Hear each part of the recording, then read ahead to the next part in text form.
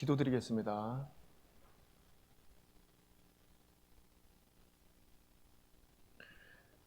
하나님 감사합니다.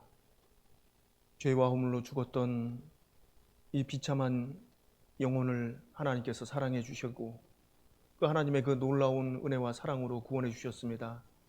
아버지 하나님, 참으로 주께 받은 그 은혜를 늘 일깨우고 또 항상 주님 그 은혜에 보답하는 진실된 마음으로 살아갈 수 있도록 인도해 주시옵소서. 저희들은 너무나도 연약하고 부족하기 때문에 하나님께서 이 말씀으로 일깨워 주시지 않으면 저희들 또 마음이 둔해지고 자칫 또 곁길로 나갈 수 있습니다. 하나님, 참으로 이 미련한 저희들을 말씀으로 붙들어 주심으로 더욱 우리의 이 남은 육체의 때 주님 복음을 위해서, 영광을 위해서 충성을 다할 수 있도록 도와주시옵소서. 주님 오실 날이 너무나도 가까운 이때에 우리가 살고 있습니다.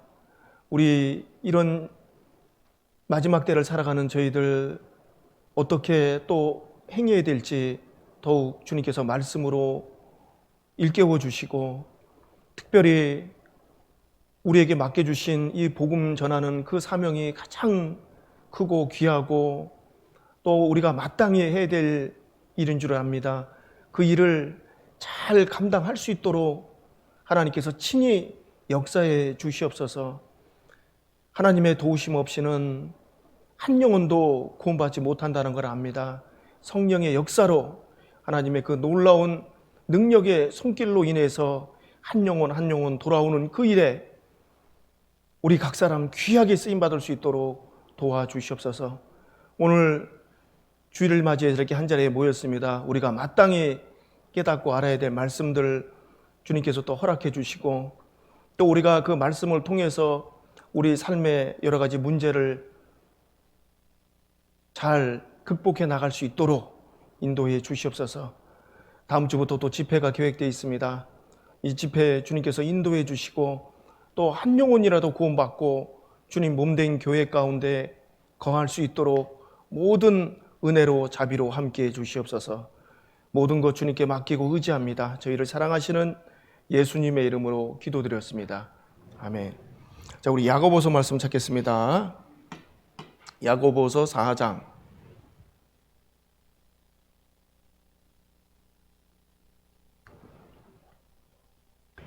야고보서 4장 3절부터 읽겠습니다. 야고보서 4장 3절 말씀부터요.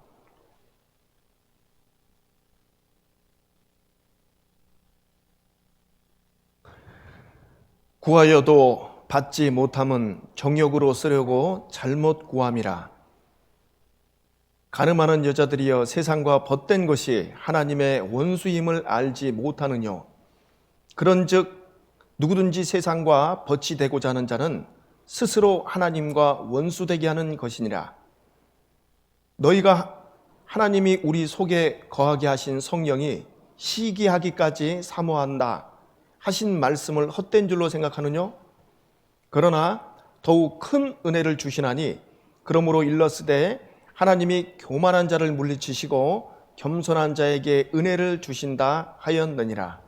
예, 여기까지 읽겠습니다. 자, 우리 구원받은 그리스도인들, 예수 그리스도의 그 피로 말미암아 영원한 그 죄 사함을 얻고, 또 우리가 이 세상에서 하나님과 이 동행하는 그리스도의 영에 이끌려서 성령의 인도함을 받고 살아가는 그리스도인들의 그 진정한 마음의 소원, 마음의 간절한 그 바람 무엇입니까, 여러분? 우리는 나는 이 땅에서 무엇을 원하고 살까? 무엇을 나는 정말 간절히 소원하는가? 여러분들 무엇을 소원하십니까? 네? 어떤 걸 소원하셔요? 네, 그리스도인들은요, 육신적인 걸 이걸 바라면은 굉장히 위험한 거예요. 육신적인 것도 필요하지만 그 육신적인 것만을 만약에 추구하고 그것을 원하고 그걸 얻기를 바란다면은요, 그거는 굉장히 위험한 신앙이라고 말할 수 있습니다. 구원받은 그리스도인들은 정말 마음의 소원이요. 어떤 소원이 이루어지냐면은 하나님 뜻대로 살고 싶다 이런 마음으로 이제 나가게 돼 있어요. 이거는 그거는 신앙이 좋은 사람이나 그렇게 얘기하죠. 그렇지 않아요. 정말 거듭나게 되면은 하나님의 생명이 내 안에 들어오게 되면은요, 하나님 뜻대로 살고 싶다. 그것이 우리의 간절한 어떤 소망이고 소원입니다. 그래서 정말 하나님의 생명을 받은 사람들은요, 어떻게든지 내가 하나님 앞에 뜻대로 살고 싶다라는 그런 뜻은 이거잖아요. 내가 하나님 앞에 쓰임 받고 싶다. 내가 하나님의 그 손에 붙들려서 정말 사용되고 싶다. 그런 뜻이잖아요. 그렇죠?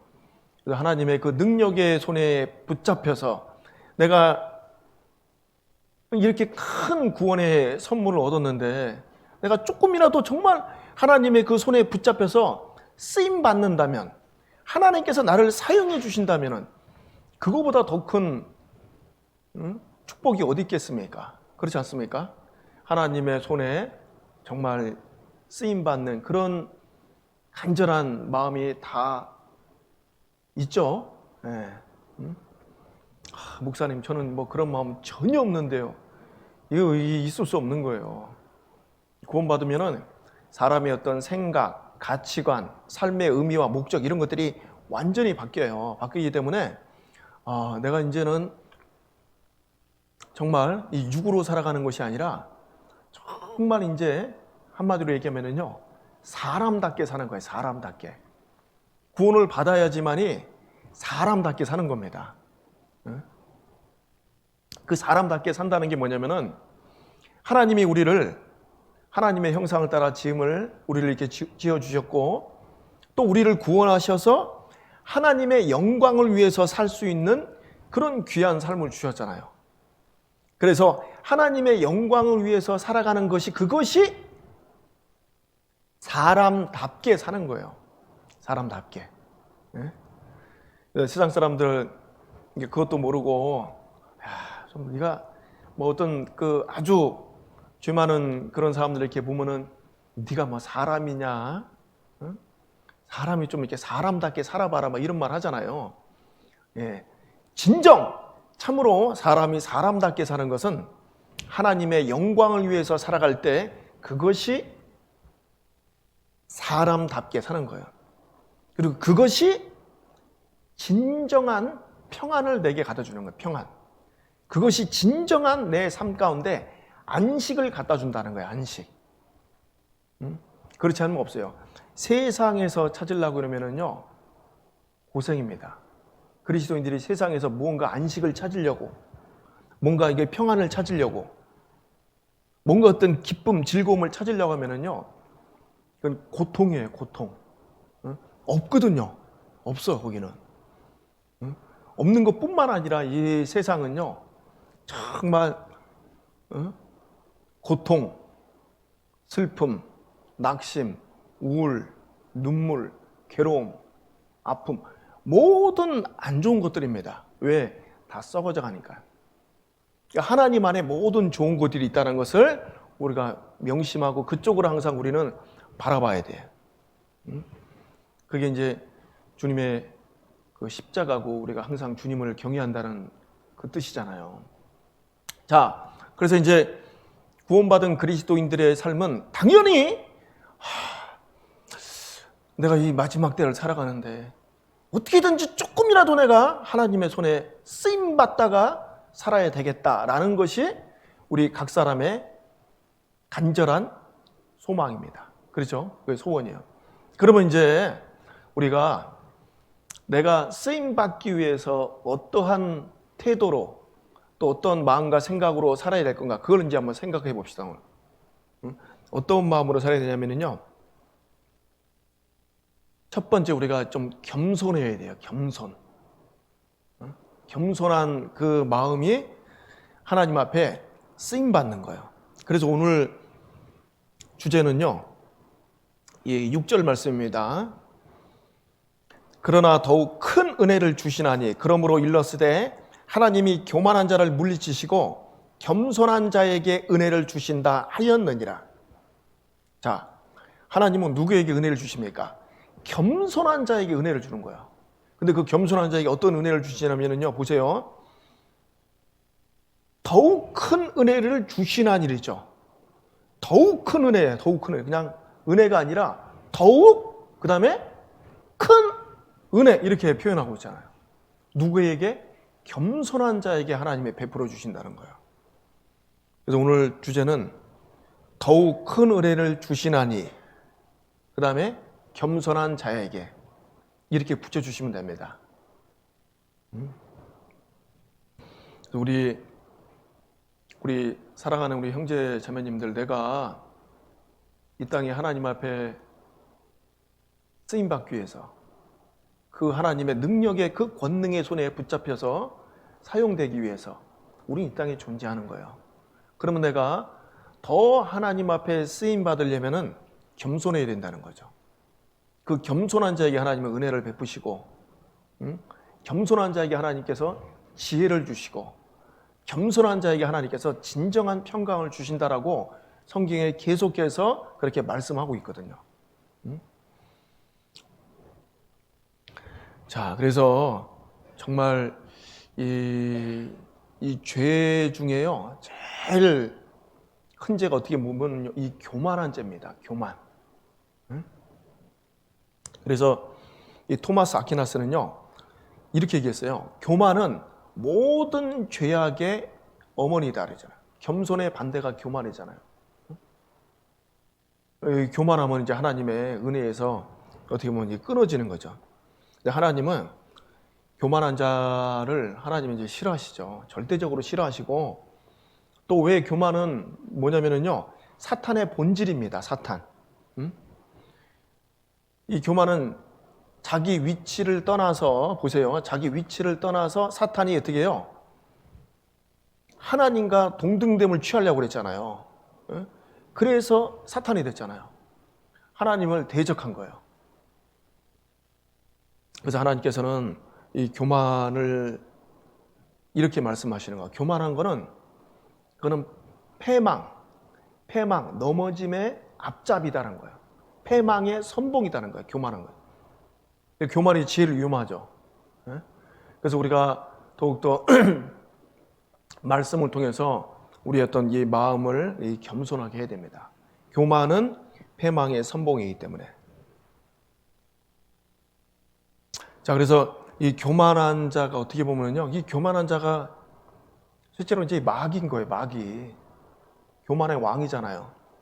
그러니까 내가 만약에 이 교만하다라면은요, 이 사탄 편에 서 있는 거죠. 사탄 편.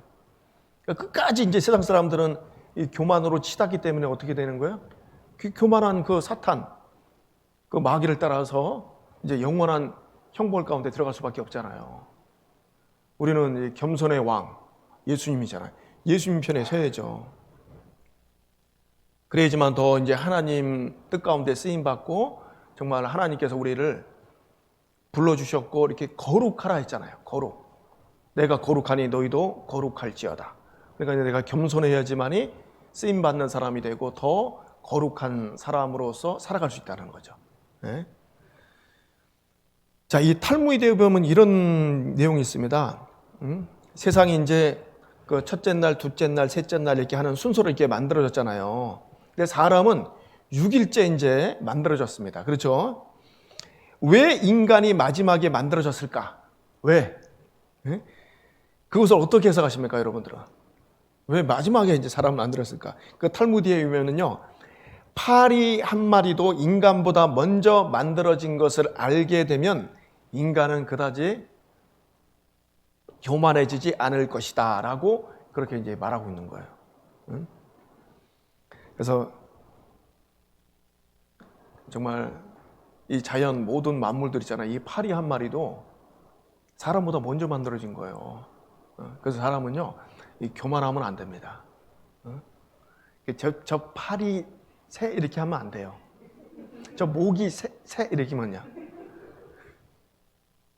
저는 이상하게 이제 모기하고 바퀴벌레는 이렇게 죽이는데 나머지 거는 그냥 내두게 되더라고요, 가만히. 응? 아유, 저것도 먹고 살려고 태어났는데 집에 날파리 다녀다니는데요. 야, 하나님 어떻게 저렇게 조그만 걸 저렇게 기가 막히게 만들었을까? 그리고 제가 뭐 책 읽다가 저 앞에 이렇게 날파리가 딱 붙잖아요. 한참 쳐다봅니다. 야, 어떻게 발 저렇게 갔는데 어떻게 자유자재로 날아다닐까? 근데 실제로 하나님이 그렇게 해놨잖아요. 너희들 그걸 보라고 그랬거든요. 그걸 보고 지혜를 얻으라고 그랬거든요. 어? 기가 막히게 하나님이 창조해놨거든요. 그래서 그런 거 막 그냥 죽일 생각 하지 마시고 자세하게 관찰해 보십시오. 관찰. 집에 있는 그 구피도요. 그냥 먹이만 주시지 마시고 자세히 관찰해 보. 어떻게 저것들이 이렇게 살아갈까? 어? 물속에서. 자, 그래서 우리가 하나님이 만드신 이 자연을 보면 사람은 또 이렇게 겸손해집니다. 응? 그래서 세상 사람들도 그러잖아요. 뭐 대자연 앞에 막 사람은 낮아질 수밖에 없다라는 그런 표현을 갖잖아요. 엄청난 그 산 앞에, 엄청난 그 바위를 이렇게 보고 사람은 이렇게 겸허해집니다. 응? 자, 그만큼 이 세상 사람들도 어떻게 보면은 이 겸손이 참 중요한 어떤 그 덕목이다라는 것은 알고 있는 것 같아요. 우리 그리스도인들은 더 깊이 알아야죠. 더 자세히 알고. 그래서 여러분 그 성 어거스틴이요. 기독교에서 제일 중요한 덕이 있죠. 기독교에서 제일 중요한 덕이 첫 번째도 겸손이요, 두 번째도 겸손이요, 세 번째도 겸손이다 이렇게 얘기하고 있는 거예요.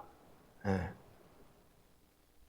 자, 그러면 이제 교만은 패망의 선봉이고 겸손은 존귀의 앞잡이. 우리가 더욱 겸손해야지 하나님 앞에 쓰임 받을 수 있는데, 자, 겸손이라는 뜻이 뭡니까? 겸손이라는 것은 사람 앞에서 어떤 굴종을 의미하는 거 그건 아니에요. 하나님 앞에서 자기 자신을 발견하는 거죠. 하나님 앞에 자기 자신을 정확하게 발견하고 정말 흐트러짐 없이 자기 자신의 자세를 올바로 지켜가는 것, 이게 이제 겸손이라고 말할 수 있는 거예요. 그래서 우리는 이럴 때 참 겸손해질 수 있습니다. 또 어떨 때요? 세상에 나 같은 죄인이 어디 있나?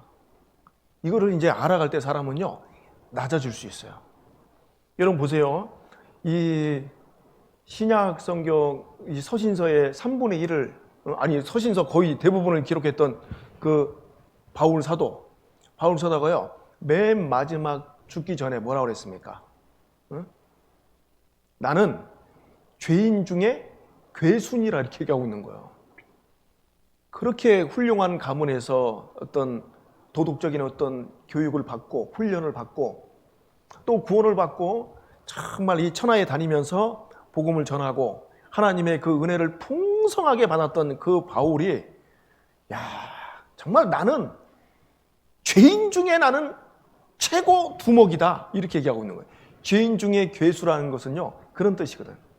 아유, 나 같은 죄인이 어디 있어. 자, 그래서 바울은 자기 자신을 하나님 앞에 잘 비춰봤습니다. 정확하게 분명하게 알고 있었어요. 그래서 바울은 하나님 앞에 더 큰 은혜를 입은 겁니다. 그래서 바울은 하나님 앞에 더 귀하게 쓰임 받은 겁니다.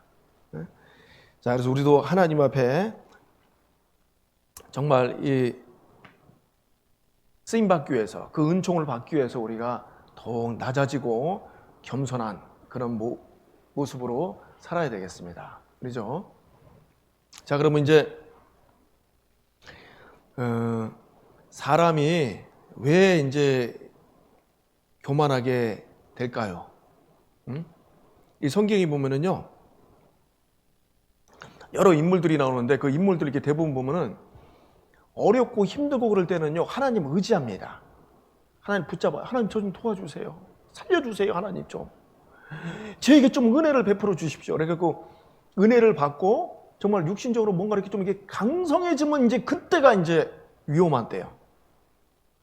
뭔가 이제 좀 살만하고 된다 싶으면 그때가 이제 위험한 때라는 것을 성경에서는요 여러 곳에서 말씀하고 있는 거예요. 그때 이제 조심해야 됩니다. 한 가지 이제 예를 보겠습니다. 우리 역대하 26장으로 한번 가보세요.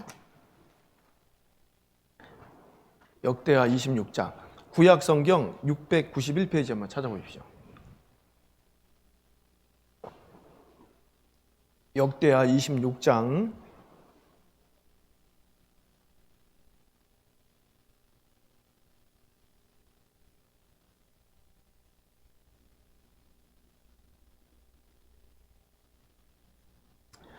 자, 이 26장에 보면은요, 그 남유다 왕국의 제 10대 왕 우시아에 대해서 이렇게 말을 하고 있습니다. 근데 우시아는요, 그 1절에 보면은 유다 온 백성이 우시아로 그 붙인 아마샤를 대신하여 왕을 삼으니 때에 나이 16세라. 우시아가 이제 좀 이제 어린 나이에 이제 왕이 됐습니다. 그리고 이제 우시아는요, 그 하나님 앞에 정직하게 행했다라고 말씀하고 있어요. 여기 보시면은 4절에 보면 그렇게 있잖아요. 우시아가 그 붙인 아마샤의 모든 행위대로 여호와 보시기에 정직하게 행하며 이렇게 돼 있죠. 정직하게 행한 거예요. 그래서 5절도 하나님이 묵시를 밝히 하는 스가랴에 사는 날에 하나님을 구하였고 저가 여호와를 구할 동안에 하나님이 형통케 하셨더라. 근데 이제 이 말씀을 통해서 하나님께서 이 우시아를 형통케 하는데 어느 날 동안에요? 여호와를 구할 동안에 이러잖아요.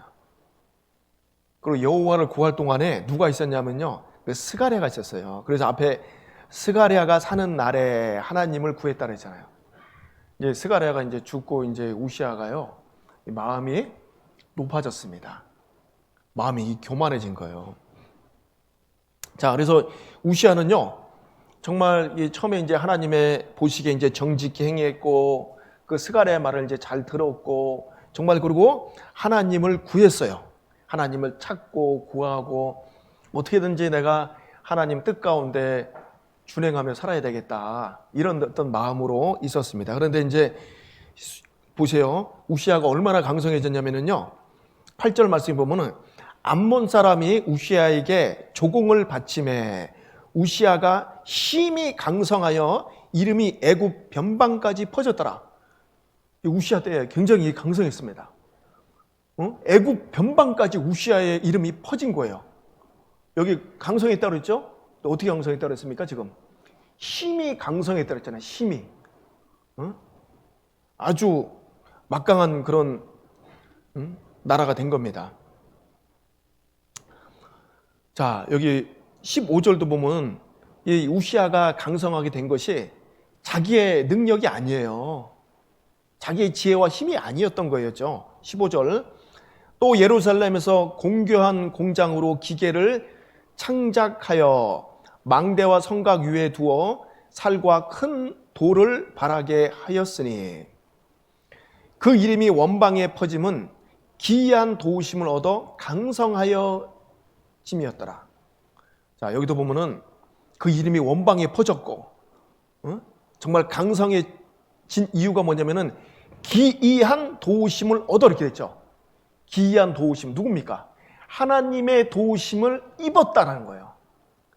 하나님이 함께 해주셨고 하나님의 어떤 능력으로 우시아가 강성해졌다라는 말씀을 하고 있는 겁니다. 그렇죠? 그런데 이제 이때 조심해야 되는 거예요. 강성해졌을 때 내가 내 지혜로 나의 능력으로 내가 이렇게 내가 밤낮 자지 않고 막 내가 연구하고 내가 지혜를 막 구하고 막 이렇게 된 것이 아니라 하나님의 기이한 도우심으로 이렇게 된 거를 우시아가 깜빡 잊어먹은 겁니다. 그래서 어떻게 됐어요? 이제 16절 보세요.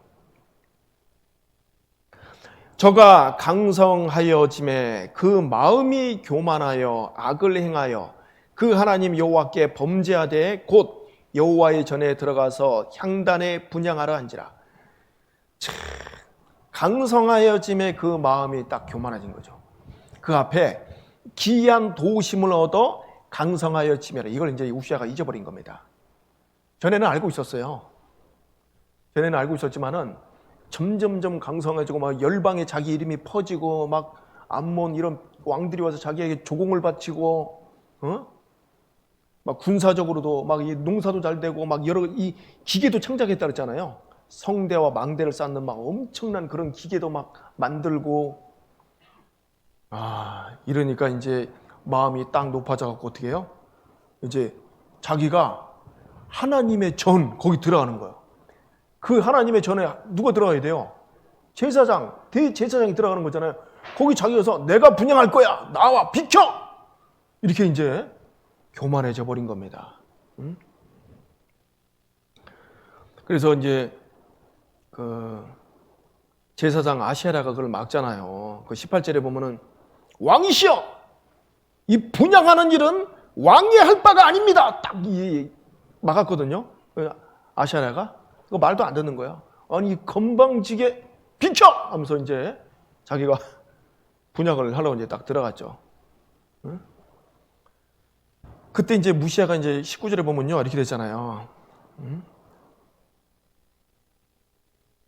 우시아가 손으로 향로를 잡고 분향하려 하다가 노를 바라니 저가 제사장에게 노할 때 여호와의 전 안 향단 곁에 제사장 앞에서 그 이마에 문둥병이 바란지라. 자기가 이 향로를 잡고 분향하려 탁 하는데 이 아시아가 딱 말라니까 노가 화가 나는 거야. 노를 바랬다 그랬잖아요. 저리 안 비켜! 딱 이렇게 하다가 이제 어떻게 해요? 갑자기 이제 이마에 이제 문둥병이 샥 보인 거예요. 그래서 이제 평생 어떻게 해요? 문둥병이 들어서 그 병에서 이제 시름하다가 이제 23절에 보면 묘실에 들어갔더라, 장사됐더라 이렇게 돼 있어요. 참, 이게 이제 우시아가 왜 그런 겁니까? 처음에는 정말 어린 나이에 왕이 돼서 겸손하게 그 스가랴의 말을 잘 듣고 하나님 앞에 항상 구하고 어떻게 하면 하나님의 뜻 가운데 살까 그걸 하다가 나중에 이제 점점 강성해지니까 마음이 교만해지는 거예요. 그러니까 나중에 비참한 말로를 맞잖아요. 교만은 패망의 선봉입니다. 그래서 여러분 우리가 그리스도인들은요 특별히 이걸 조심해야 돼요. 교만하지 않도록 조심해야 됩니다. 내 마음이 조금이라도 내가 하나님 앞에 높아지지 말아야 되겠다. 그리고 하나님 앞에 높아지지 않는다는 것은 형제 자매들 위해 내 마음이 높아지면 안 되겠다. 이런 마음을 우리가 가져야 됩니다. 그 사람이 더욱 큰 은혜를 입는 겁니다. 하나님 앞에 풍성한 은혜 가운데 살 수 있는 거예요. 여러분 이 이스라엘 왕 중에 정말 아주 훌륭한 왕이 누굽니까? 당연히 이제 다윗 왕이죠. 다윗 왕. 그리고 또 그 다음 훌륭한 왕이 좀 꼽는다면 누굴까요? 히스기야 훌륭했잖아요. 근데 히스기야도 보세요. 히스기야도 마음이 이제 교만해질 때가 있었어. 그 훌륭한 히스기야 왕이 그 몇 장 넘겨서 32장으로 한번 가보세요. 역대하 32장.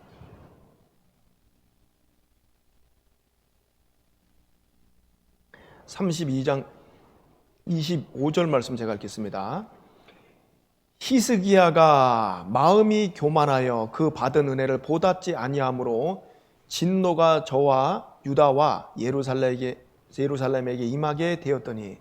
자, 여러분 그 훌륭했던 그 히스기야도요 이 마음이 교만해진 때가 있었어요. 물론 이제 여기서 이제 돌이켰죠. 근데 왜 교만해진 겁니까? 그 여호와의 은혜를 잊어버린 거예요. 하나님의 은혜를 잊었습니다. 그 은혜, 하나님의 사랑 이런 것들이 식어졌어요. 작아졌어요. 마음에서 하나님의 은혜에 대해서 정말 이 둔해진 거예요. 그러니까 마음에서 이제 하나님의 은혜가 이제 작아지니까 어떻게 해요? 그 은혜를 못 느끼니까는 그 은혜에 보답하는 마음이 없어지는 거예요. 그래서 마음이 교만하여 그 받은 은혜를 보답지 아니하므로 이렇게 돼 있잖아요. 그 엄청난 은혜를 받았는데 그 은혜를 잊어버리고 작게 여기고 마음에서 식어졌기 때문에요.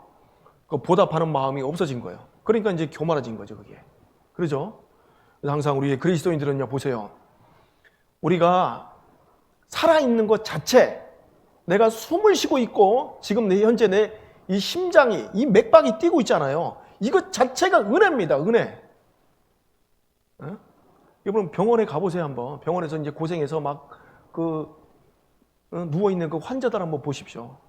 나는 지금 건강하게 살고 있잖아. 그 은혜예요, 은혜. 하나님의 은혜가 잠시라도 나와 함께 하지 않으면요, 우리는 이 땅에서 그냥 이 티끌처럼 그냥 날아가 버리는 거예요. 응? 그래서 우리 삶 전체가 하나님 앞에 은혜 받은 삶이라는 것을 우리가 알아야 되고, 특별히 그리스도인들은 또 어떤 은혜가 있습니까?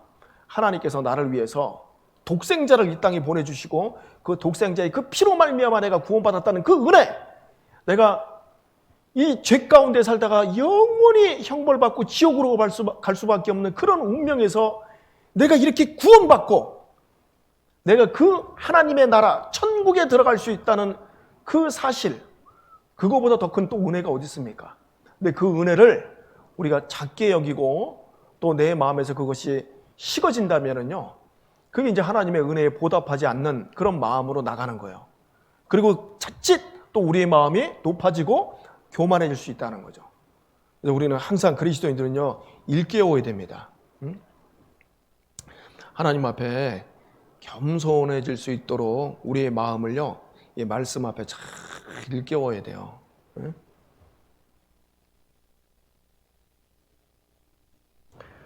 여러분, 근데 이 교만이란 게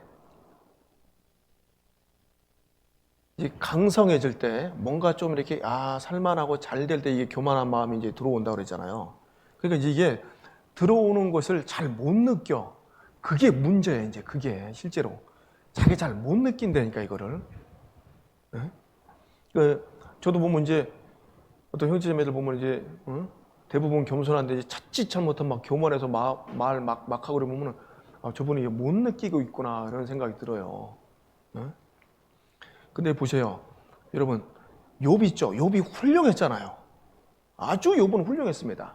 재산 싹 다 날아가고 10자식이 그냥 한꺼번에 죽고, 욥이요, 이 성경에 보면 그냥 부자가 아니라 거부예요, 거부. 근데 재산이 하루아침에 다 날아가 버린 거예요. 그것도 자식까지 그냥 10자식이 다 죽고. 그런데도 이제 믿음을 지켰잖아요. 그런데 욥이 한 가지 하나님 앞에 잘못된 마음이 있었습니다. 그게 뭘까요? 교만했던 거예요, 욥이. 그래도 나는 믿음을 지킨다는 어떤 약간의 그 하나님 앞에 그 교만한 마음이 있었던 거예요. 그래서 이제 점점점 그 고통, 그 고난이 빨리 해결되지 않았잖아요.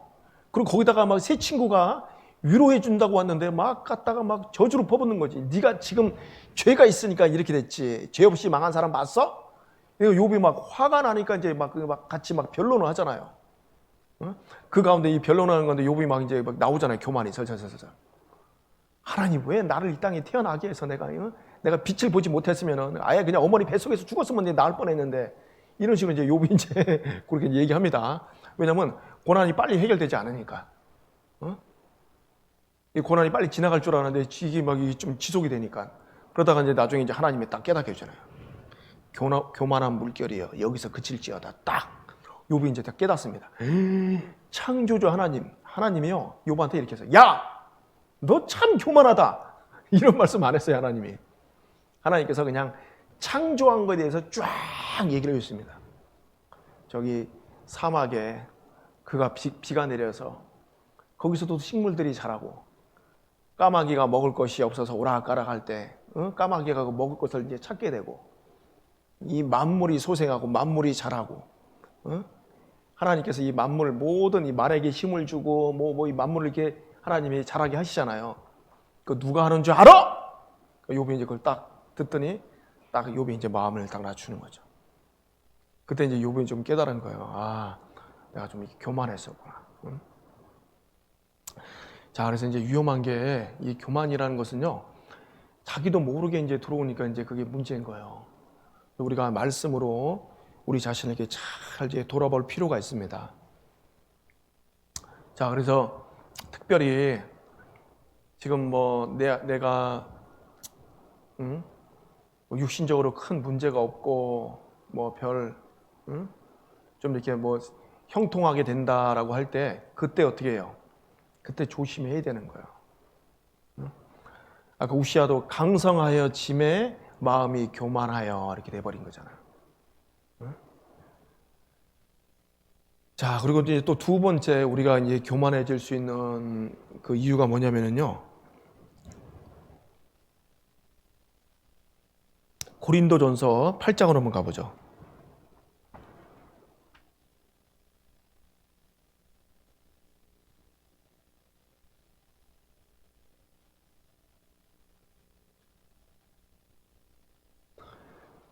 신약성경 고린도전서 8장 1절 2절 말씀을 제가 읽겠습니다.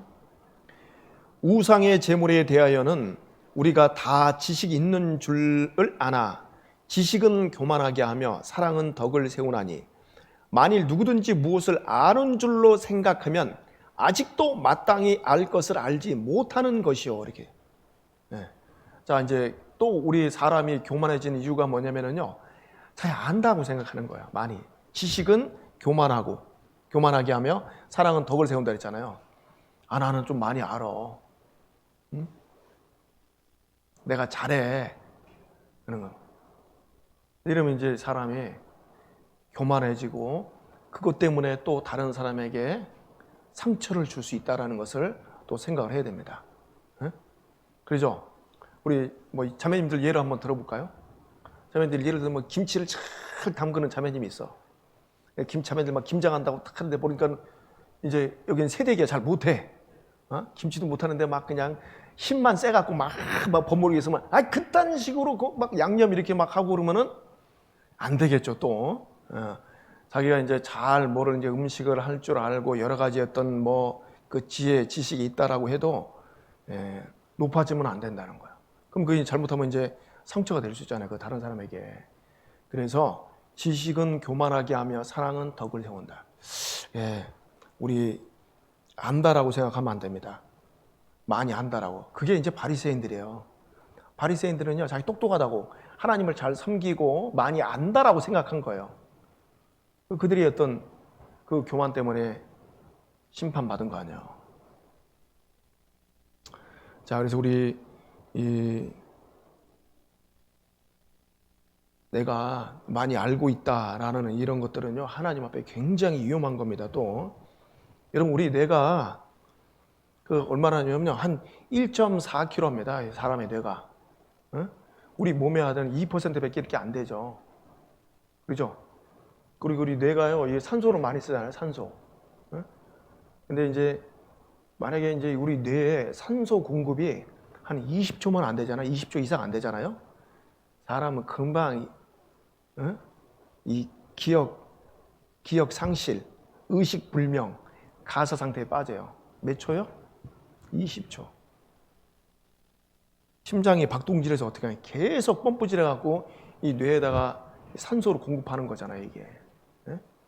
이 피로가 말미암아. 근데 20초만 이게 공급이 안 되면 그렇게 돼 버리는 거야.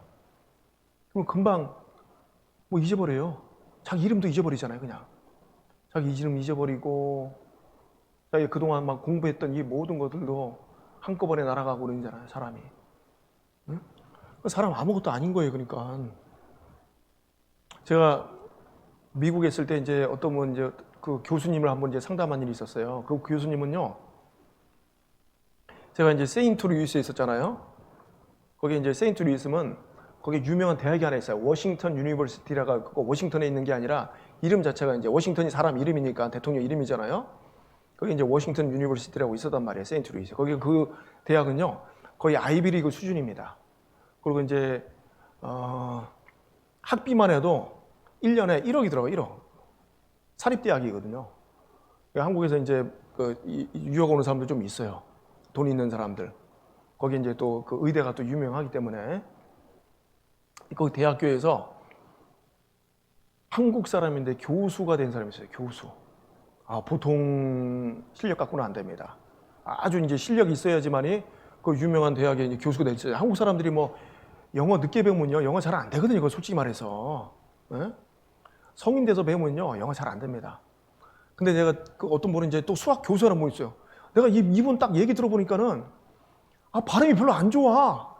근데 교수래. 또 여기 이분은 또 저기 다른 데 이제 수학 교수야. 야, 이 발음도 안 좋은데 어떻게 교수를 할까?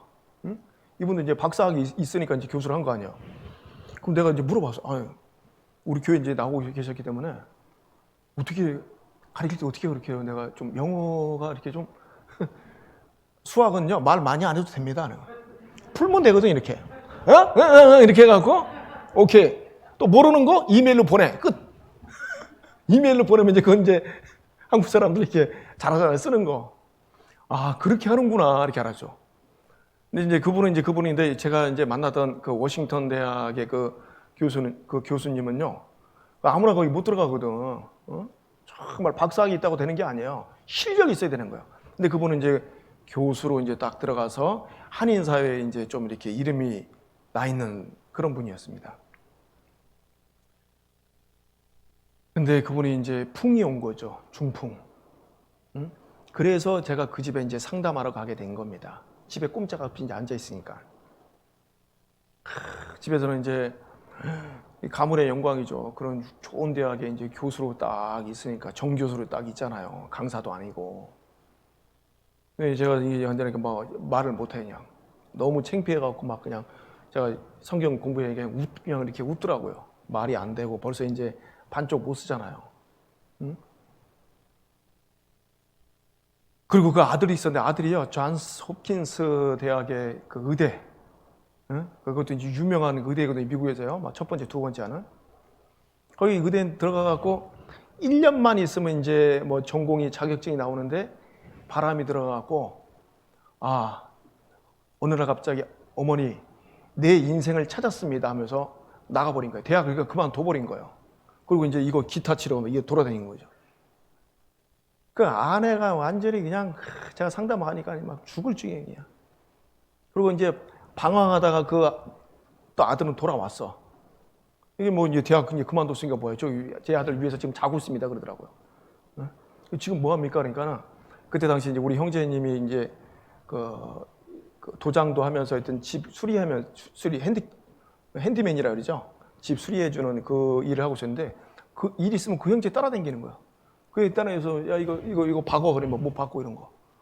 1년만 지나면은 정말 유능한 의사가 될 수 있는데. 그리고 아들은 그렇게 됐지. 정말 자기 그 남편은 이제 그렇게 풍이 와갖고 쓰러지셔갖고 그렇게 있지. 그런 거 이렇게 보면서 사람은 자랑할 게 없다. 자랑하면 안 돼. 그리고 특별히 우리의 그 지식 이런 거 자랑하면 안 됩니다. 사람 솔직히 말해서. 사람이 알아야 얼마나 알겠습니까? 솔직히 말해서. 여러분 이 관계성 이거 어떻게 만드는지 알아요 이거? 뭐 목사님 그 두드려 갖고 뭐 이거 대패질하고 만드는 거 아닙니까? 만들어 보실래요 한번? 몰라요. 모른다니까 우리가 잘. 그냥 자기 분야 조금 아는 거예요. 그래서 사람은 절대로 나는 누구보다 조금 더 알아. 내가 많이 알고 있지. 높아지면 안 됩니다. 그래서 지식은 교만하게 하는 거예요. 사랑은 덕을 세우나니. 정말요. 20초만 공급 안 돼도요. 자기 이름까지 싹 잊어버려요. 그렇지 않아요? 그게 사람이야 사람. 근데 우리가 어떻게 막 이 하나님 앞에 이게 높아지면 되겠습니까? 마음 낮춰야 되는 거예요. 그래서 우리가 자칫 잘못하면 이 교만해지는 것은 내가 안다라고 생각할 때. 그래서 지식은 교만하게 하며 사랑은 덕을 세운다는 거예요. 우리가 낮춰야 됩니다. 나 아는 거 별로 없구나. 그 마음을 낮출 때 하나님 앞에 더욱 큰 은혜를 입습니다. 그렇지 않아요? 네. 자, 그래서 교만이 오면 욕도 오거니와 겸손한 자에게는 지혜가 있느니라. 세상 사람들은요, 자기가 좀 알지만 완전히 막 무시해버립니다. 그리고 모르는 사람하고 상대도 안 하려고 그래. 대학 교수가 막 저희 초등학교 졸업한 사람하고 막 상대하려고 합니까? 아예 그냥 옆에 두지 않으려고 그러는데, 그거 교만한 거예요. 자기 알면 뭐 얼마나 안다고. 교만이 오면 욕도 오거니와 겸손한 자에겐 지혜가 있느냐. 그러니까 세상을 지혜롭게 살아가는 사람들이 그리스도인들이에요. 그리스도인들은 하나님 앞에 자기 자신을 낮출 줄 알거든. 그래서 우리 하나님 앞에 우리 자신을 더욱더 낮춤으로 말미암아 그 지혜를, 은혜를 입어야 됩니다. 자, 그리고 우리가 이제 겸손하기 위해서 우리가 꼭 가져야 될 그 태도가 뭐냐면요, 이거를 생각하셔야 돼. 자, 우리 신명기 6장으로 한번 가보세요.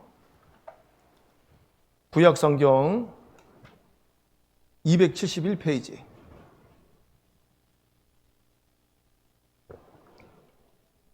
신명기 6장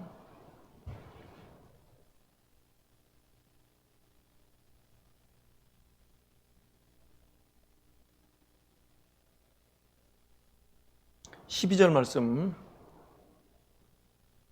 읽겠습니다. 너는 조심하여 너를 애굽 땅 종되었던 집에서 인도하여 내신 여호와를 잊지 말고. 자, 우리가 이 마음이 높아지지 않기 위해서, 교만해지지 않기 위해서 우리가 조심해야 될 게 있어요. 여기 너는 조심하여. 자, 뭘 잊지 말라고 말씀하셨냐면요, 너를 애굽 땅 종되었던 집에서 인도하여 내신 여호와를 잊지 말아라. 응? 이제 이 모세가 걱정이 됐던 거예요. 아, 이스라엘 백성들 이거 자칫 잘못하면은, 우리가 애굽에서 그렇게 비참하게 살았잖아요. 이집트에서 종살이 했잖아요. 노예살이 했잖아요. 노예살이. 응? 얼마나 비참하게 살았습니까? 하루 종일 일하고 그냥. 일 잘못한다고 막 두드러 맞기도 하고 막. 그리고 또 비참한 것 중에 하나가 또 뭐라 그랬죠? 아니, 애를 가지면은, 임신하면은 축하합니다, 아들일까 딸일까 그러는데 나중에 그때 당시 모세 당시에는 남자애 낳으면 어떻게 돼요? 죽여야 돼. 남자아이가 태어나면 죽여야 된다니까. 얼마나 비참해요. 아, 얘가 태어나면 이게 남자애면 여기 날강에 던져버리고 악어밥이 되는, 죽여야 되는, 이런 상황에서 하나님께서 이스라엘 백성들을 구원해 주신 거예요. 그런데 이스라엘 백성들이 그걸 잊어버리고 광야에서 이제 어떡합니까? 고기가 없다, 파가 없다, 마늘이 없다, 부추가 없다, 수박이 없다. 저기 애굽에 있을 때는 그 고기 좀 먹었는데 이렇게 하나님을 원망했던 거죠. 이럴 수가 있습니까? 그런데 그 모습이 우리의 모습이라니까. 여러분은 안 그렇습니까? 조금만 부족하면 막 그냥 자칫 잘못하면 하나님 앞에 뭐 원망하고 막 불평이 올라오고 막 화가 올라오고. 그리스도인이 그러면 안 됩니다. 하나님께서 나를 어떻게 구원해 주셨는데, 우리가요, 애굽이 어디입니까 여러분? 세상이에요. 세상. 이 썩어가는 세상, 소망도 없는 세상, 안식도 없는 세상, 이 코로나가 창궐하는 이 세상에서 하나님께서 나를 구원해 주신 거예요. 건져 주신 거예요. 소망을 갖게 해주셨습니다. 안식 가운데 나를 살게 해주신 거예요. 이 놀라운 은혜를 주셨는데, 그리고 특별히 이제 하나님의 자녀라는 그 권세를 주셨는데 내가 그걸 잊어버려. 아니, 잊어버리지 않아도 작게 여기는 거지. 이렇게 심상하게 생각하고, 맨날 형제자매들 다 만나니까 저 형제자매들도 다 뭐 똑같이 구원받았는데 이런 식으로 생각하고. 응? 자, 그래서 우리가 마음이 높아지지 않기 위해서 우리가 조심해야 되겠어요. 너는 애굽 땅 종되었던 집에서 인도하여 내신 여호와를 잊지 말고. 여러분, 여기 잊지라는 뜻이 있잖아요. 제가 찾아보니까는 그 원어에 보면 시들다라는 뜻을 또 갖고 있어요. 이게 시들다, 잊다가 시들다라는 뜻이 있습니다. 그러니까 애굽에서 그 종살이했던, 그 노예살이했던 그곳에서 나를 구원해 주셨잖아요. 석방했잖아요. 석방. 근데 그 마음이 이제 어떻게 해요? 시들어진다는 거예요. 작아진다는 거죠. 시들시들해지는 거예요. 우리는 그러면 안 됩니다. 시들시들해지면 안 돼요. 그러면 이제 그 첫사랑에서 떠나는 거잖아요, 그게. 자, 그래서 그걸 잊지 말고, 응? 정말 하나님을 기억해야 될 것을 말씀하고 있는 거예요. 21절도 보세요. 21절. 너는 내 아들들에게 이르기를, 우리가 옛적에 애굽에서 바로의 종이 되었더니 여호와께서 권능의 손으로 우리를 애굽에서 인도하여 내셨나니. 이 애굽에서 하나님께서 권능의 손으로 우리를 인도하여 내셨다고 했잖아요. 이것을 잊어서는 안 된다는 거예요. 하나님의 그 권능의 손으로 인도하여 냈다. 그리고 이 권능의 손으로 인도하여 내신 목적이 뭐냐? 24절 보세요. 여호와께서 우리에게 이 모든 규례를 지키라 명하셨으니 이는 우리로 우리 하나님 여호와를 경외하여 항상 복을 누리게 하기 위하심이며 또 여호와께서 우리로 오늘날과 같이 생활하게 하려 하심이라. 자, 애굽 땅에서 이스라엘 백성들을 이렇게 건져 주신 목적, 그건 뭐예요? 하나님을 경외해서 어떻게 해요? 항상 복을 누리게 하기 위하심이다라고 되어 있잖아요. 이 얼마나 이게 축복된 말씀입니까? 애굽의 그 노예살이 종살이에서 구원해서 이제 어떻게 해요? 항상 복을 누리게 하기 위해서 우리를 구원해 주셨는데 너희가 그 은혜를 잠시라도 잊어서는 되겠느냐? 그걸 잊지 말아라. 그 잊지 않도록 그거를 조심하라고 지금 말씀하고 있는 거예요. 그렇죠? 예. 자, 여러분, 우리도 그랬잖아요. 우리도요, 구원받기 전에 우리가 노예로 살았습니다. 노예. 여러분, 어떤 노예로 살았어요? 예? 세상 사람들은 잘 보세요. 지금은요, 돈의 노예돼, 돈에. 사람들 봐요, 사람들. 막 주식 투자한다고 그러고, 맨날 만나면 뭐 돈 얘기하고, 어디 투자하고, 뭐 어디 땅 사고, 집 사고, 이 땅에서 뭘 이렇게 뭐 한번 잡아보려고 막. 그 안에 안식이 없으니까 이 땅에서 뭘 잡아보려고 하는 거예요, 막. 돈이면 좀 이렇게 될 것 같거든, 그게. 근데 사람들도요, 그걸 다 벌써 연구 결과 다 발표해놨습니다. 돈이 망한다는 거 알거든요, 너무 많아지면. 그런데 거기서 이제 뭘 붙잡아 보려고. 우리가 그랬다는 거예요, 우리가. 막 이 돈에 막 이 종노릇하잖아요.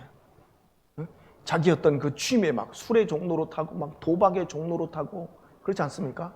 자기 어떤 취미, 어떤 사람은 게임에 막 종노릇하고, 거기에 노예 살해하고 있었다니까요, 우리가요.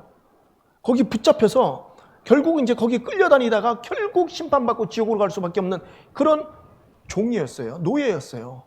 그런 우리를 하나님께서 그냥 사랑하셔서, 무조건적으로 사랑하셔서 우리를 건져주신 거예요. 그래서 어떻게 해요? 야, 이제 너는 하나님을 경외하고 항상 복을 누리고 살아라. 그렇게 해놨더만 그걸 잊어버려? 그래서 너는 조심하여 너를 애굽 땅 종되었던 집에서 인도하여 내신 여호와를 잊지 말아라. 그 마음이 시들어지면 안 된다는 거예요. 시들어지면, 작아지면 안 된다는 거예요. 조금이라도. 그래서 그걸 일깨워야지만이 우리가 어떻게 해요? 겸손해집니다. 아하, 내가 애굽 땅, 이 세상, 이 썩어질 세상에서 종노릇하고 살았는데 내가 이러면 안 되지. 내 마음을 높이면 안 되지. 그래서 하나님 앞에 우리 자신을요, 이렇게 낮출 수 있는 거예요. 그 사람이 더 하나님 앞에 큰 은혜를 입고 살아갑니다. 네? 자, 그래서 에베소서 2장 그 1절부터 5절까지도 그렇게 말씀이 되어 있잖아요. 죄와 허물로 죽었던 너희를 살리셨도다 했잖아요. 하나님 살려주신 거거든. 공중의 권세 잡은 자를 따랐고 이 세상 풍속을 쫓아갔고, 결국에는 육체와 우리의 어떤 그 욕심을 따라 지내며 육체와 마음에 원하는 것을 하여 다른 이들과 같이 본질상 진노의 자녀이었더니, 이렇게 되잖아요. 진노의 자녀였어요, 우리도. 진노. 여러분, 하나님의 진노가 얼마나 무섭습니까? 그 진노의 자녀이었던 우리를 어떻게 해요? 하나님께서 이제 구원해 주셨잖아요. 소망을 주셨잖아요. 자녀라는 권세를 주셨잖아요. 그래서 그 은혜를 잊어서는 안 된다라고 말씀하고 있는 겁니다. 그래서 사무엘상 2장에도 보면은요, 그 한나가 하나님 앞에 이제 너무 막 괴로움이 있었잖아요. 한나가 그때는 하나님 앞에 쓰임받지 못한다는 그 간절한 그 마음이 하나님 앞에 상달돼 갖고 나중에 이제 하나님 앞에 쓰임받는 그런 사람이 됐습니다. 그러면서 한나가요, 딱 이제 하나님 앞에 쓰임받는 그 은혜를 입고 한나가 어떻게 얘기를 합니까? 사무엘서 2장 8절에 보면 제가 읽어드릴게요. 가난한 자를 진토에서 일으키시며 빈핍한 자를 거름더미에서 드사 귀족들과 함께 앉게 하시며 영광의 위를 차지하게 하시는도다. 한나가 이런 간증을 하거든요. 이제 보세요. 가난한 자 진토, 자기를요 어떻게 해요? 진토라고 부르요. 진토. 그냥 흙먼지야, 흙먼지. 후 불면 날아가는. 우리가 흙이잖아요, 흙. 응? 너는 흙으로 왔으니 흙으로 돌아갈지라. 먼지와도 같은 존재예요. 생각해보세요. 이 대우주에서 나란 사람 한번 생각해봐요. 조그만한 우리 또 이 태양계에서 또 조그만한 지구, 이 조그만한 지구에서 또 조그만한 대한민국에서 또 조그만한 또 이 경기도, 거기서도 조그만한 또 이 광명. 우주에서 보면 이 먼지와 같아. 먼지와 진토예요. 진토에서 나를 일으키시며, 그리고 빈핍한 자를 이 거름더미 있잖아요. 거름더미가 얼마나 지저분합니까? 젊은 사람들은 이 거름더미 잘 모르죠.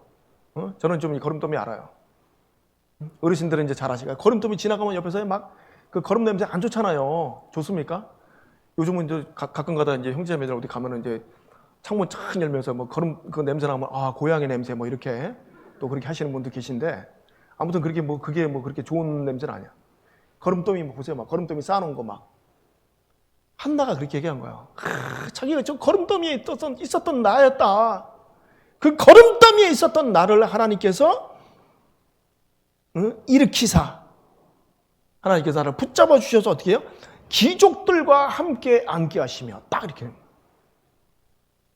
한나가 그거 간증하는 거야. 자, 우리를 정말 하나님께서 이 진토에서 일으키셨습니다.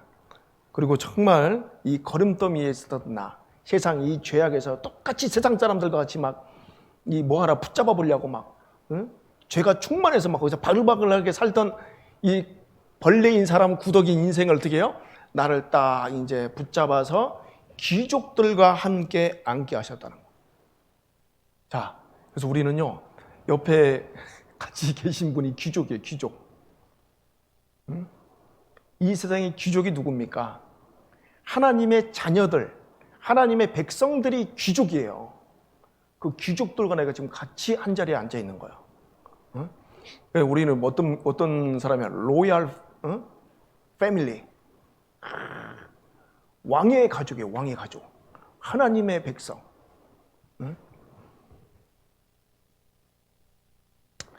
자, 그래서 그 은혜를, 여러분 우리가 그 은혜를 잊어서는 안 됩니다.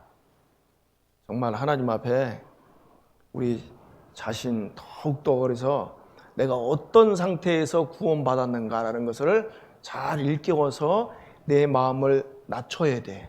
낮춰야지만 하나님의 큰 은혜를 입고 항상 하나님의 그 복된 삶 가운데 우리가 살아갈 수 있는 겁니다. 내 마음이 높아지면은 평강도 깨지고 뭔가 이렇게 막 답답하고 뭔가 괴로움이 있는 거예요. 그래서 우리의 마음을 하나님 앞에 낮춰야 됩니다. 그리고 또 우리가 정말 겸손하기 위해서 배워야 될 게 뭐냐? 그리스도를 배워가야 됩니다. 예수님을 더욱더 배워가야 돼. 여러분, 예수님은요 하나님으로서 하나님 자신인데 우리를 구원하기 위해서 이 땅에 낮은 몸으로 오셨잖아요. 예수님이 이제 겸손하다는 그 표현도 예수님께서요 낙이 타고 예루살렘 입성했다는 거, 그걸 또 생각해 보면은요 우리의 마음을 또 이렇게 또 겸손하게 낮출 수 있습니다. 예수님 만왕의 왕이었잖아요. 만왕의 왕이면 뭐 타고 들어가야 돼요? 백마. 막 엄청난 막 그 백마를 딱 타고 막 떨거덕하고 주변에 막 딱 그리고 예루살렘 입성이 되는데 예수님 어떻게 해요? 나귀를 탔는데 나귀 새끼를 탔어요. 그것도 나귀 새끼가 좀 무거웠을 수도 있습니다. 새끼니까. 저도 멕시코에 제가 이제 잠깐 짧게 이제 선교사 갔을 때 나귀 사고 싶더라고요. 나귀 보니까 눈 이렇게 보니까 눈이 순해. 나귀 안장이 딱 있거든요. 요거 한번 타봤으면 좋겠다. 그리고 이제 거기에 산골이라서 이거 얼마냐고 물어보니까 막 한 20만 원이면 산다는 거예요. 우리나라 돈으로. 아, 요거 사야지. 어? 내가 이제 우리 근데 못 사고 들어왔지만 아무튼 낙이 보면 이제 낙이가 이렇게 눈 이렇게 보면요 아주 쫀하게 생겼습니다 이렇게. 어? 근데 예수님이 그 낙이 어미도 아니고 낙이 새끼를 타고 이렇게 예루살렘에 입성한 거예요. 낙이 새끼니까 막 띠뚱 이렇게 했을 거 아니에요. 그렇지 않아요? 모습이 띠뚱 막 뒤뚱 이렇게 하면서 예루살렘에 입성하셨어요. 우리 주님이. 왜? 나를 구원하시기 위해서 그렇게 어린 낙이 새끼 타고 겸손하게 예루살렘에 이렇게 입성하신 겁니다. 백마 타고 오신 게 아니라. 그죠? 우리가 그 예수님을 이렇게 더 깊이 자세히 알아갈 때 우리의 마음이 아주 겸허해질 수 있습니다. 낮아질 수 있는 거예요. 예수님이 이 땅에서 이렇게 살았는데 나는 이렇게 살면 안 되지. 어? 우리가 보다 예수님보다 더 낮게 살아야 되잖아요. 어? 자, 그래서 예수님이 이 땅에 오셔서 어떻게 사셨는가? 자, 이 마음을 우리가 품어야 됩니다. 이 마음. 어떤 마음이에요? 그리스도 예수의 마음을 품으라고 하나님께서 명령하신 거예요. 명령. 자, 빌립보서 4장으로 가보세요. 2장입니다. 2장.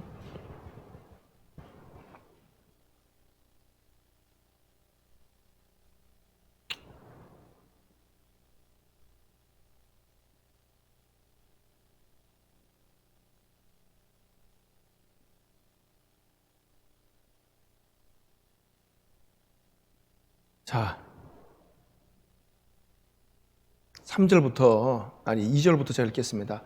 마음을 같이하여 같은 사랑을 가지고 뜻을 합하여 한 마음을 품어 아무 일에든지 다툼이나 허영으로 하지 말고 오직 겸손한 마음으로 각각 자기보다 남을 낮게 여기고. 이거 쉽지 않아. 응? 옆에 한번 쳐다봐요. 이 사람이 나보다 낮게 보여요? 나보다 좋게 훌륭하게 존경스럽게 보입니까? 마음으로는 예, 목사님 뭐 그런 것 같아. 속으로는 아이고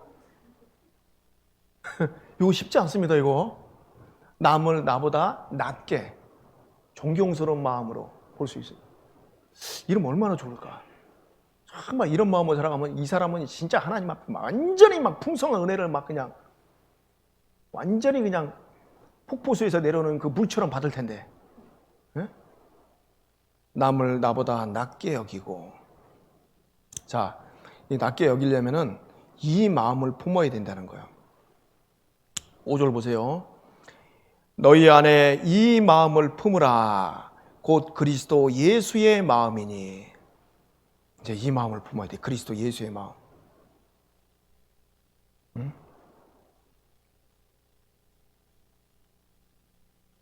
여러분, 고린도전서 2장에 보면은요, 이런 말씀이 고린도전서 2장 맨 끝절에 보면 이렇게 돼 있거든요. 우리가 그리스도 예수의 마음을 가졌느니라 했거든. 그러니까 구원받은 사람, 구원받고 이 성령을 받은 사람은 정말 그리스도 예수의 마음을 가질 것이다가 아니라 가졌느니라라고 말씀하고 있습니다. 가지셨어요? 안 가지셨어요? 네?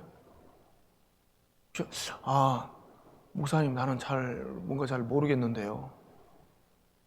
그러면 좋은 방법이 있습니다. 아시죠? 내일부터. 내일 이제 집회. 성경에 그렇게 돼 있어요. 우리가 그리스도 예수의 마음을 가졌느니라 이렇게 돼 있거든요. 그리스도 예수의 마음을 가진 여러 가지 이제 증상이 있겠죠. 내가 그리스도 예수의 마음을 가졌다라면은 정말 그리스도 예수의 마음을 가진 사람으로서의 나타나는 나의 어떤 표면적인 어떤 행동 이런 것들이 있을 거 아니에요. 그것이 뭡니까? 예? 그리스도의 향기라고 하는 거죠. 그리스도의 향기. 내가 그리스도의 예수의 마음을 가졌으니까 당연히 그리스도의 그 향기가 나를 통해서 이제 발할 거 아니에요. 그러니까 당연히 그건 있어야 될 것을 말씀하고 있는 거예요. 물론 이제 향기 정도가 좀 다를 수가 있죠. 어떤 사람은 그 그리스도 예수의 향기가 좀 진하게 나타나는 사람도 있고, 어떤 사람은 또 너무 이제 가까이 가서 막 그냥 억지로 맡아야지 조금 나는 사람도 있고. 그렇지만 중요한 건 뭐예요? 향기 있다 없다? 아, 목사님처럼 없어요. 그러면 내일부터 있어요. 있어. 그 향기, 그리스도 예수의 향기. 여러분 잘 보세요. 그리스도의 예수 향기가 뭐 여러 가지가 있겠죠. 좀 억울한 일을 당해도 좀 참고, 예수님을 생각하면서 참고, 또 이제 우리가 빛 가운데 살아가니까 그리스도의 예수의 마음을 가졌으니까 죄에 대해서 좀 혐오하고, 죄를 싫어하고, 미워하고, 죄와 분리돼서 살려고 하는 그런 마음이 올라오잖아요. 응? 자, 그것 중에 또 이제 그리스도 예수의 마음을 가졌다는 것 중에 하나 중요한 어떤 증거가 뭐냐면요, 이런 마음이에요. 어떤 마음일까요? 전도하고 싶다. 전도하고 싶다가 이 그리스도 예수의 마음을 가졌다는 증거입니다. 그렇지 않아요? 그래서 하여튼 그 마음이 있는 것이 당연한 겁니다. 우리가 그리스도 예수의 마음을 가졌느니라 그러잖아요. 가졌다.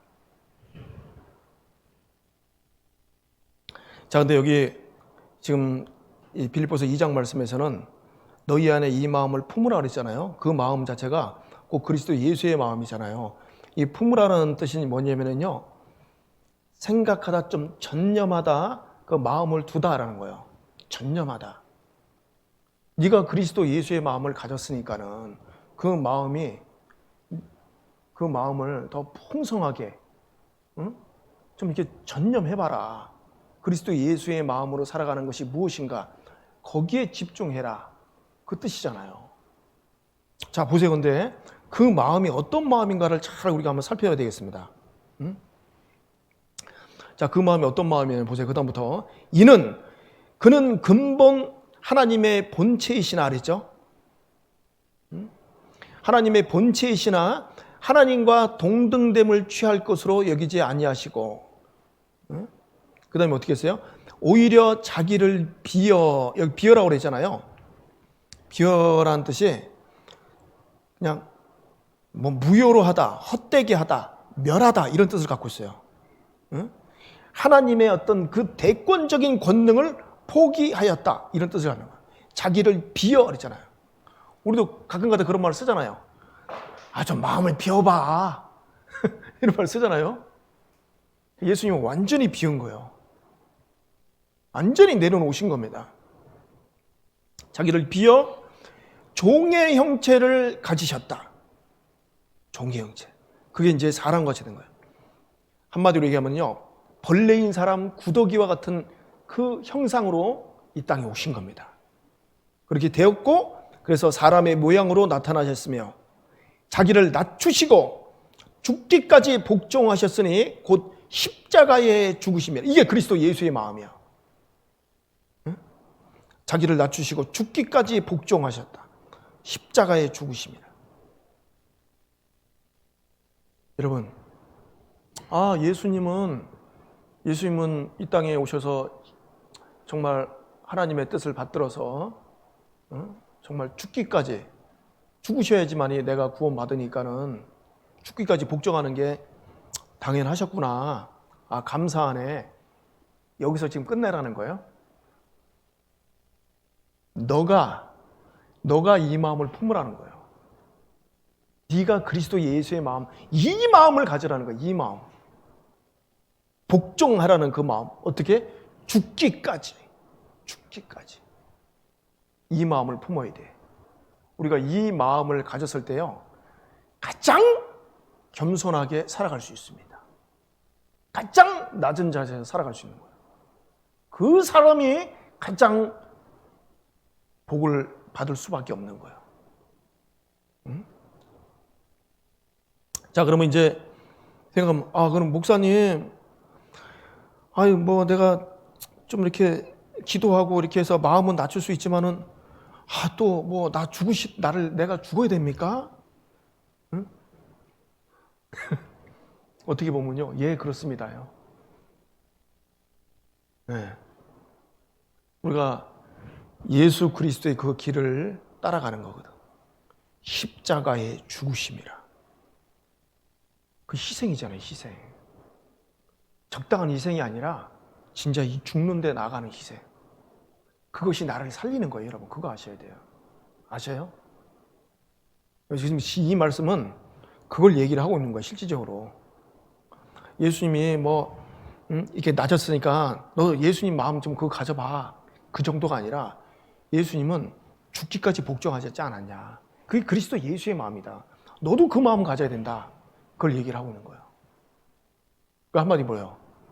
너도 그 길을 가야 된다는 거예요. 예수 그리스도의 그 길, 십자가의 길을 가야 된다는 그 말씀을 하고 있는 겁니다, 실질적으로. 자, 이 말씀을 좀 이해하기 위해서 우리 마태복음 10장으로 가보세요.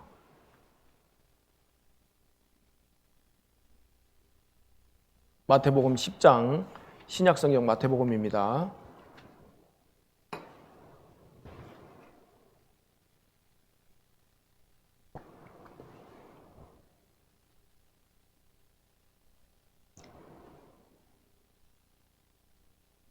(10장) 38절 말씀부터 제가 읽겠습니다.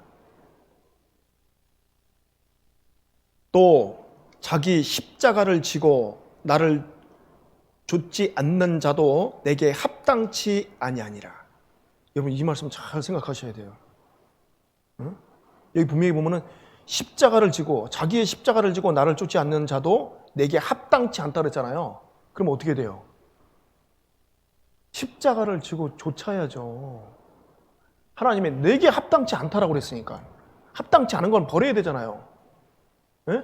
그럼 우리는 당연히 이 십자가를 지고 주님을 쫓아가야 됩니다. 여러분 근데 이 십자가 뭐예요? 네? 십자가가 죽음이에요. 예수님이 달렸던 그 장대입니다. 십자가. 그 십자가를 지고 나를 좇지 않는 자도 내게 합당치 않다. 딱 이렇게 선언한 거예요. 그러면 안 돼 이게 아니라 합당치 않다라고 딱 선언해버린 거예요. 자, 그러면서 이걸 좀 더 설명해 주기 위해서 이 39절 말씀이 있는 겁니다. 39절. 자기 목숨을 얻는 자는 잃을 것이요 나를 위하여 자기 목숨을 잃는 자는 얻으리라. 이렇게 되어 있잖아요. 자기 목숨을 얻으려고 하는 사람이죠. 자, 쉽게 말해서 어떤 사람입니까? 에? 육으로 살아가는 거예요. 육으로.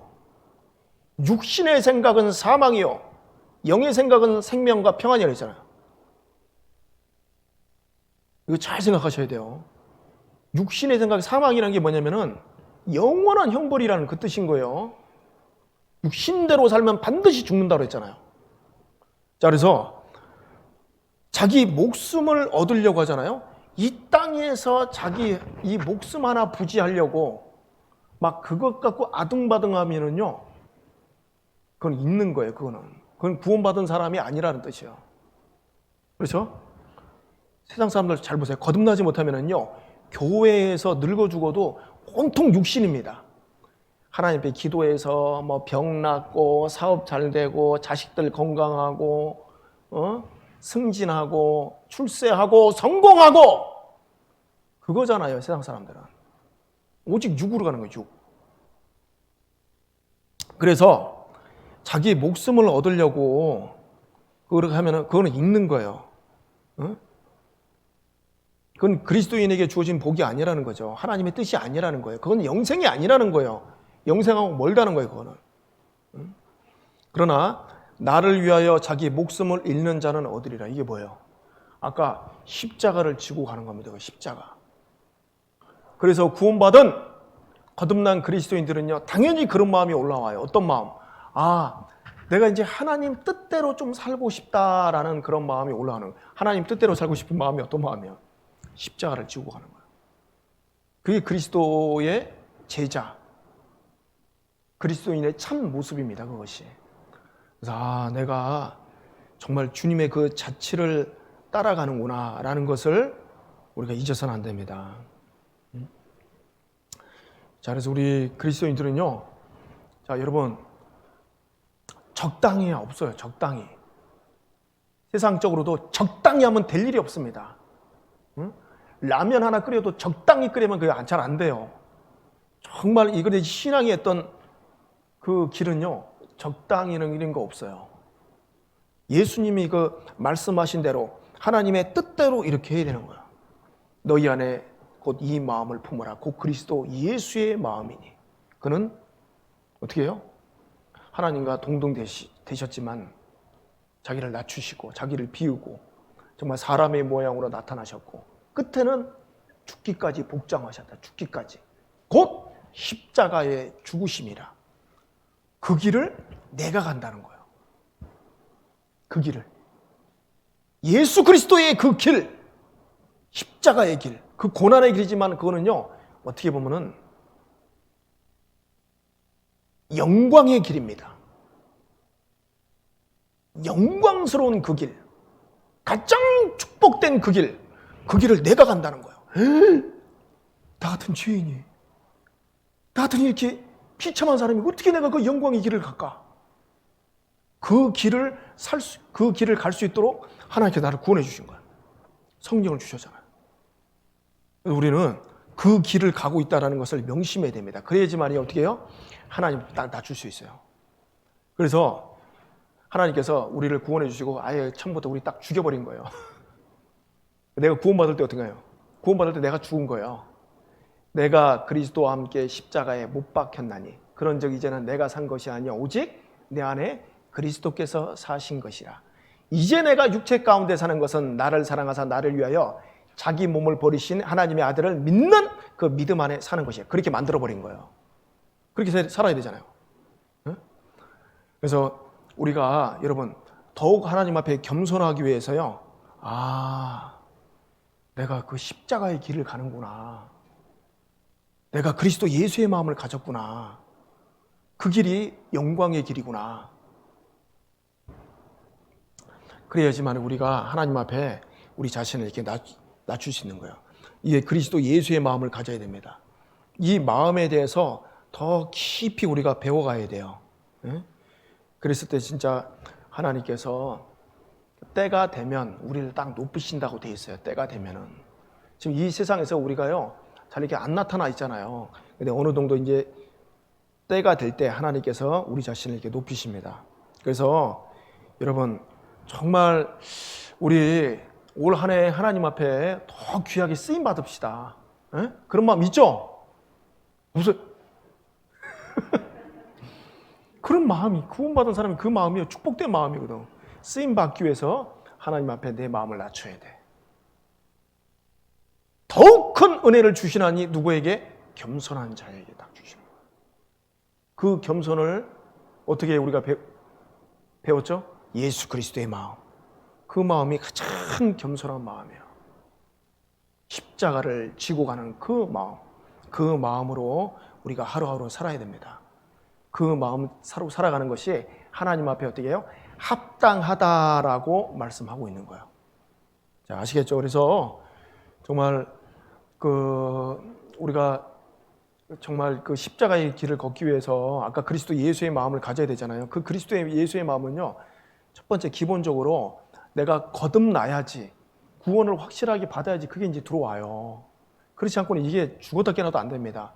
그래서 지금 우리 집에서 이게 말씀 듣고 계신 분들, 또 여기 나와서 이게 말씀 들으신 분들, 내가 예수 그리스도의 마음을 가졌느냐, 그렇지 않느냐, 이건 너무나도 중요하잖아요.